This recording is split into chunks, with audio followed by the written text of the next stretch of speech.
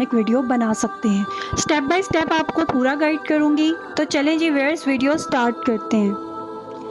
इस तरह की वीडियो बनाने के लिए सबसे पहले मैं गूगल ओपन करूँगी। यहाँ पर मैं पिज़्ज़ा बे राइट करूँगी। इसमें जो सबसे ऊपर वाली वेबसाइट है इसको ओपन कर लूँगी।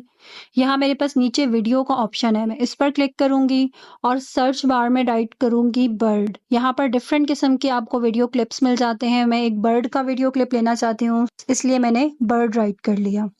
यहाँ पर डिफरेंट वीडियोज़ आ गई। मैं फर्स्ट वाली को ओपन करूँगी। यहाँ पर मेरे पास डाउनलोड का ऑप्शन है, डाउनलोड पे क्लिक करूँगी तो मेरी वीडियो जो है वो डाउनलोड होकर गैलरी में चली जाएगी। अब मैंने किसी कुरानी सूरा की पिक्चर लेनी है, उसके लिए मैं गूगल पर राइट करूँगी सूरा इखलास।